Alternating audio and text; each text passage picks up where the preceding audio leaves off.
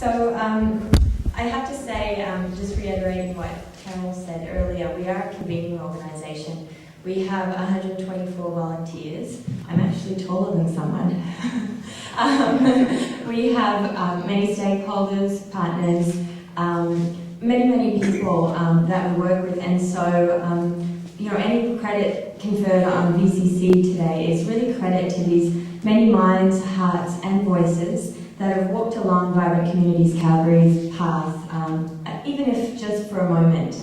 And myself, I've only been on this path just for 2 short months, having the recent privilege of becoming part of Vibrant Communities Calgary.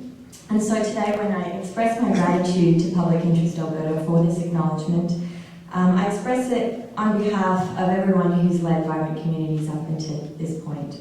So basically, in rather a strange analogy, I sort of thought that I'm the lucky person who gets to eat all the jelly beans in the jar without ever having guessed or counted how many. I think I must have gone to too many children's birthday parties. When I was informed of the theme this year for the AGM, Impacting Our Lives, Advocacy That Matters, immediately I felt that I was compelled to talk about what exactly advocacy is and what successful advocacy is, because it is successful advocacy that impacts lives.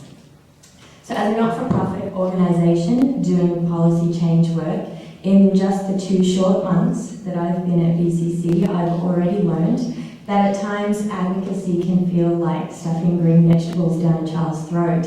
And they keep kind of refusing and spitting it up, and you keep sort of shoving that spoon down. And at least that's how sometimes we start to perceive advocacy when we encounter resistance.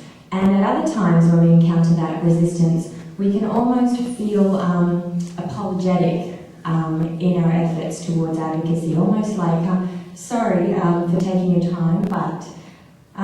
So when I thought about advocacy, I kind of thought, advocacy has a few cousins, or maybe you might like to think of them as distant relatives. Manipulation, coercion, negotiation, persuasion. Sometimes I think these cousins might hang out together with advocacy, and other times I think that they just really don't get along and shouldn't associate. Wikipedia, which is one of my favourite internet tools to tell you anything about everything, as well as the California State University, I think might recognise these strange cousins of advocacy. Advocacy is the act of arguing on behalf of a particular issue, idea, person, or animal, says Wikipedia. Advocacy is arguing in favour of something, says California State University. I ask, why do we have to argue? You might find it surprising that I say this, because I actually used to work as a litigation lawyer. So when you ask me what is advocacy, I do feel a little bit pressured, a little bit obligated to give you a smart reply.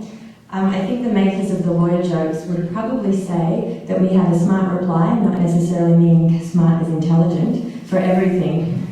But the thing is, I'm here today just as myself. I live in a less than 600 square foot apartment. I dream when I go to sleep. I brush my teeth in the morning, not always at night.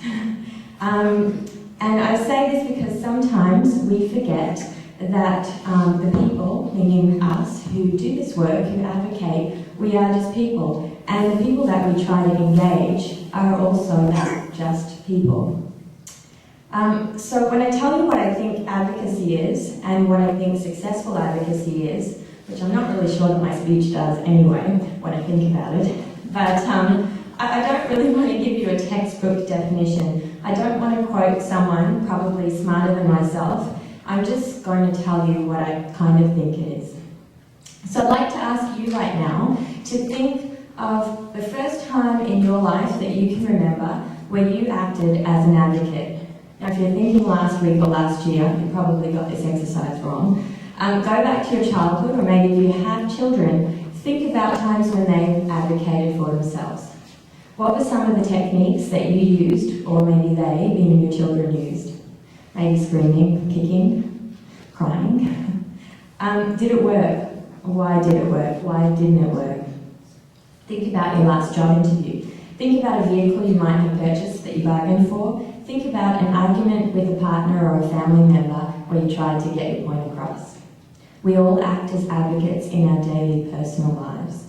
And my belief is that without losing objectivity and, of course, a level of professionalism, we need to connect this personal advocate with the professional one.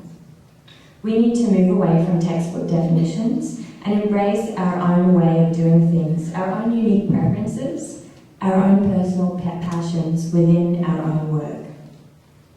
When we can do this, we take the advocacy out of being an advocate. We are just doing the work that we are meant to do. We are no longer arguing, we are doing what Gandhi describes as shaping the world in a gentle way. In the book Getting to Maybe, authors Zimmerman, Wesley and Patton say, and I quote, that we can only act in time and space, we can only act from who we are. This apparent limitation is actually our greatest strength. Social innovation begins where the individual and the system meet.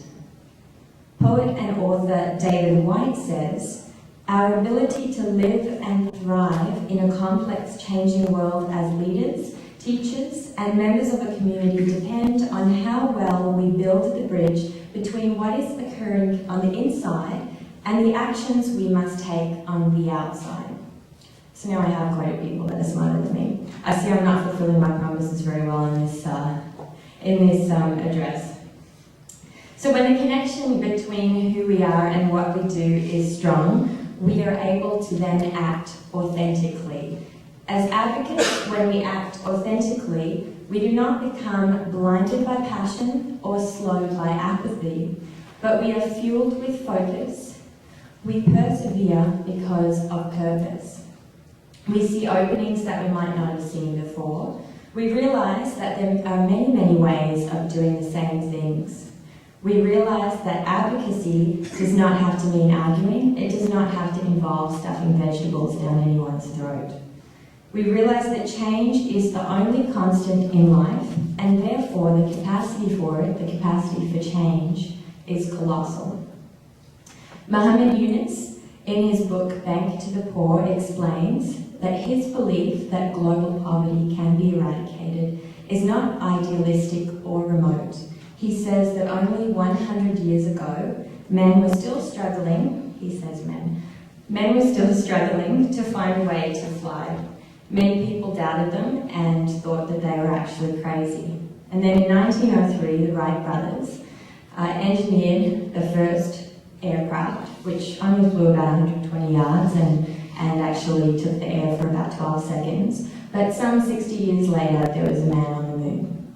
So to me, while advocacy and successful advocacy have many, many components, two very important ones are authenticity and vision. This kind of advocacy which has authenticity and vision, has contributed to the good work that is being recognised today by this award.